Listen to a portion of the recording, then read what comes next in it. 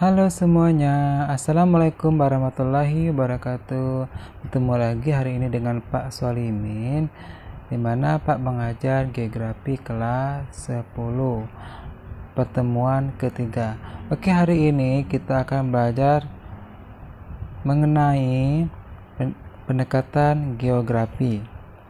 Pendekatan geografi dapat diartikan sebagai suatu metode atau cara untuk memahami berbagai gejala dan fenomena geosfer.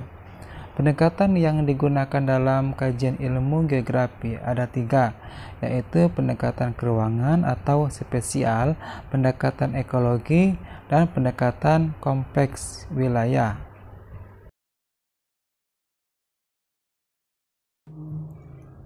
1. Pendekatan spasial atau keruangan. Pendekatan spasial dilakukan dengan mengetahui karakteristik atau fenomena suatu wilayah. Pendekatan ini mengkaji variabel yang berbeda dari suatu tempat ke tempat lain, kemudian mengkaji faktor-faktor yang mempengaruhi perbedaan tersebut. Aspek-aspek ruang muka bumi meliputi faktor lokasi, kondisi alam, dan kondisi sosial budaya masyarakat. Saat mengkaji aspek-aspek ini, perlu diperhatikan faktor letak, distribusi atau persebaran, interrelasi, serta interaksinya, misalnya di bidang tanah. Harganya mahal karena tanahnya subur dan terletak di pinggir jalan. Contoh, ini menyatakan bahwa pertama, menilai tanah berdasarkan produktivitas pertanian, dan yang kedua, menilai tanah berdasarkan nilai ruangnya, yaitu letak yang strategis.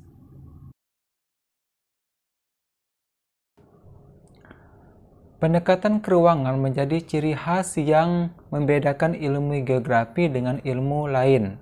Pendekatan keruangan dapat ditinjau aspek berikut. A. Analisis pendekatan topik. Analisis pendekatan topik yakni menghubungkan suatu kejadian dengan tema-tema utama dalam suatu permasalahan. Misalnya, wilayah Jatinegara banjir saat musim hujan.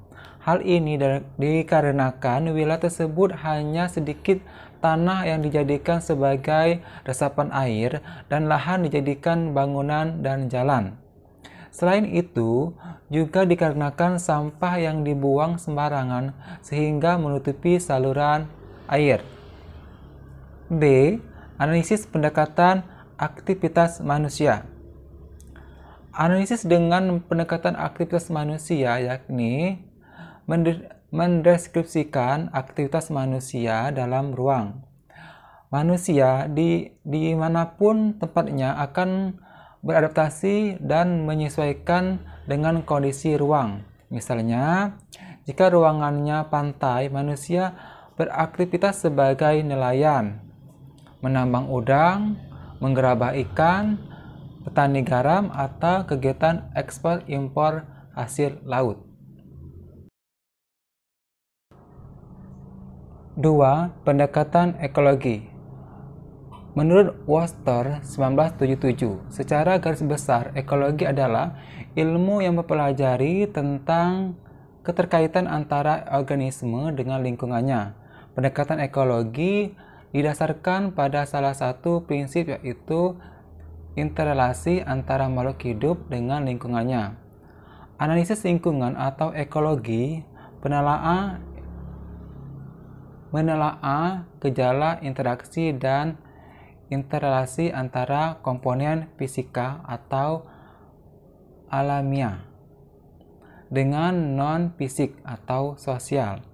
Pendekatan ekologi melakukan analisis dengan melihat perubahan komponen biotik dan abiotik dalam keseimbangan ekosistem suatu wilayah. Misalnya, padang rumput yang ditinggalkan oleh kawanan hewan pemakan rumput akan menyebabkan terjadinya perubahan lahan dan kompetensi penghuninya.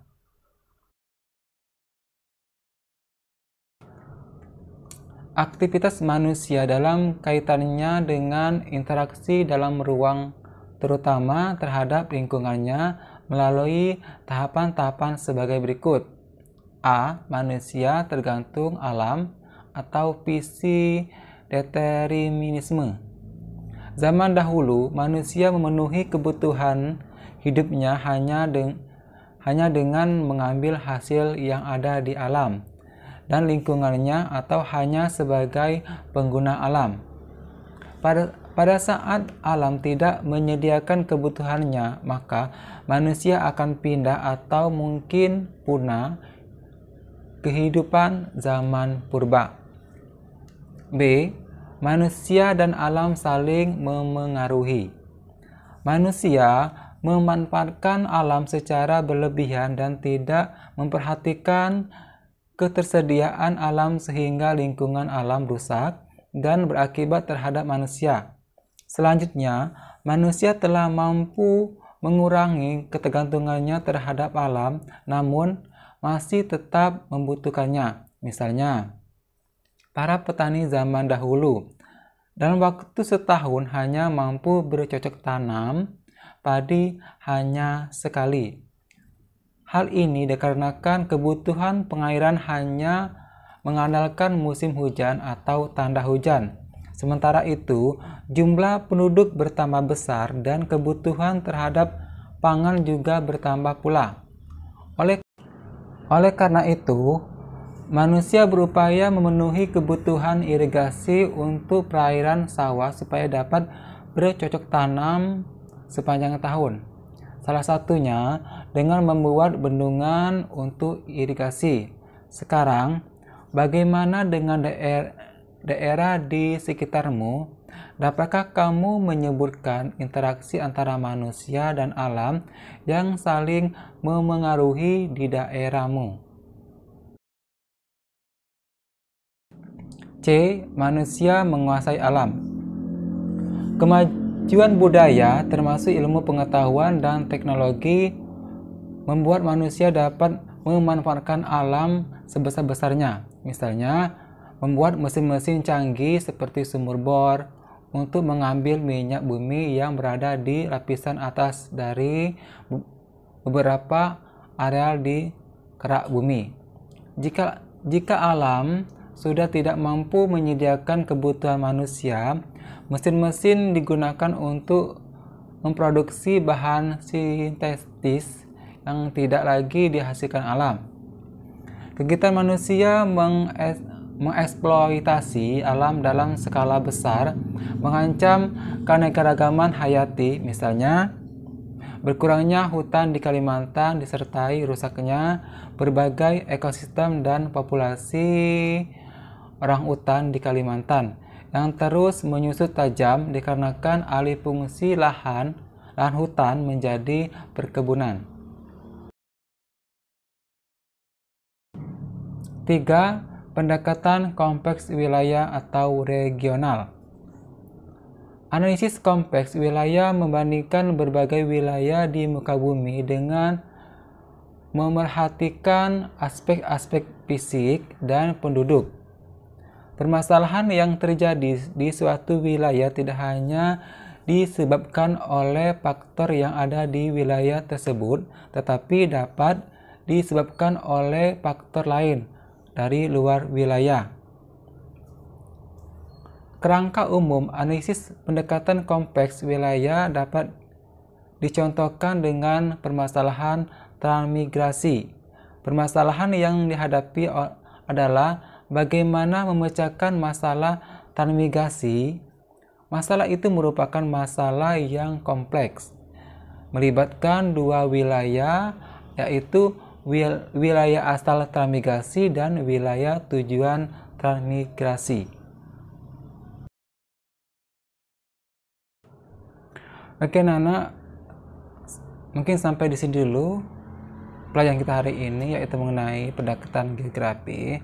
Jika kurang jelas atau belum mengerti, silakan anak-anak komen di kolom komentar. Jangan lupa like, subscribe, dan komen. See you.